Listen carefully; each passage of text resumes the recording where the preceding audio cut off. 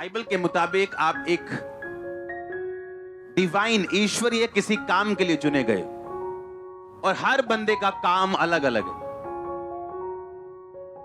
आपका होमवर्क, आपकी असाइनमेंट जो है वो अलग अलग परमेश्वर ने आपको दी है और ये असाइनमेंट आत्मिक है और आपको इसे पूरा करने के लिए आत्मिक चीजों की नॉलेज और समझ होनी चाहिए। अब अगर मैथ को सीखना है तो आपको फार्मूला सीखने पड़ते हैं, इंग्लिश को सीखना है तो आपको ग्रामर सीखनी पड़ती। अब आप ये बात जानते हो कि आप एक असाइनमेंट में हो, आप होमवर्क में हो, आप एक बुलाहट में हो कि परमेश्वर ने आपके जरिए काम करना है और ये बुलाहट बिना आत्मिक तरीकों को समझे आप पूरा नहीं कर सकते। और आपको ये मालूम होना चाहिए कि जो बुलाहट परमेश्वर ने आपको दी है, चाहे वो किसी रूह को बचाने की हो, उसके फलों को दिखाने की हो, अपने दिक्कतों में खड़े रह के परमेश्वर के नाम की महिमा करने की हो ताकि दूसरे लोग आशीष पाएं, कोई भी बुलाहट जो आपकी लाइफ में है उसके पीछे आपकी ब्लेसिंग छुपी हुई।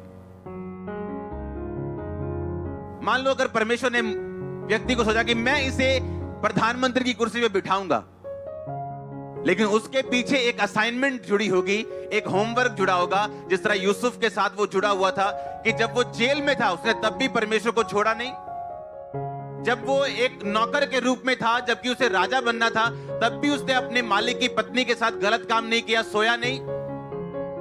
अपने दुखों में भी परमेश्वर के साथ खड़े रह के उसने अपने होमवर्क को पूरा किया और उस होमवर्क के बाद परमेश्वर ने उसकी प्रमोशन की। आपको समझ आ रही मेरी बात? आपको एक होमवर्क दिया जाएगा और उसे पूरा करने के लिए बाइबल ऐसा बताती है आपको गैर भाषा की जरूरत पड़ेगी। प्रार्थना गैर भाषा में, प्रार्थना अपनी भाषा में, ये दो चीजें हैं। इसलिए पौलुस ने कहा मैं आत्मा से प्रार्थना करूंगा और मैं बुद्धि से भी। इसका मतलब क्या? हमें आत्मा से भी प्रार्थना करनी है और यानी हमें गैर भाषा में प्रार्थना करनी है और बुद्धि से भी, अपनी भाषा से भी प्रार्थना करनी है। इसका मतलब ये, जब राजा खा पी रहा था और परमेश्वर के भवन के बर्तन निकाल के उनमें दारू पी रहा था तो हाथ प्रकट हुआ और उसने एक शब्द लिखा, हाँ, और वो शब्द किसी को समझ नहीं आया, जबकि हर भाषा को पढ़ने और बोलने वाला, सीखने वाला, समझने वाला वहां पे खड़ा था। और दानियेल ने आके उस भाषा का अर्थ समझाया कि राजा तेरे दिनों का अंत हो चुका, तू तराजू में तोला गया, हल्का पाया गया, तू आज तू मर जाएगा और तेरा राज्य दारा और मादियों को दे दिया जाएगा। ऐसे है कि नहीं? हाँ, इसका मतलब जब गैर भाषा प्रकट हुई तो जो कुछ परमेश्वर का था और शैतान ने रखा हुआ था वो रिलीज हुआ। आपकी ब्लेसिंग, आपकी हीलिंग, आपकी तरक्की, आपकी लाइफ, आपके पति की साल्वेशन, आपकी फैमिली की साल्वेशन जो शैतान ने पकड़ी, जैसे ही गैर भाषा रिलीज होती शैतान उन चीजों को छोड़ने लगता है जो आपके साथ संबंधित है लेकिन उसने पकड़ी हुई।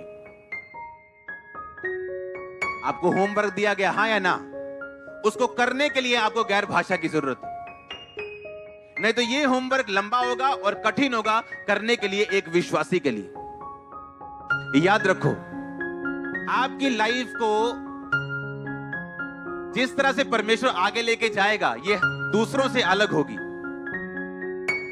आप किसी को कॉपी करके अपनी लाइफ को आगे नहीं ले जाने पाओगे। हाँ, आप दूसरों से सीख सकते हो, किसी से पॉजिटिव सीख सकते हो, किसी के नेगेटिव से सीख सकते हो, लेकिन किसी को टोटल 100% कॉपी करके आप आगे नहीं बढ़ सकते।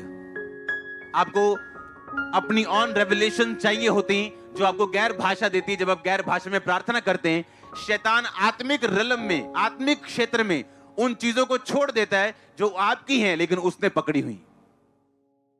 कितनों को समझ आ रही?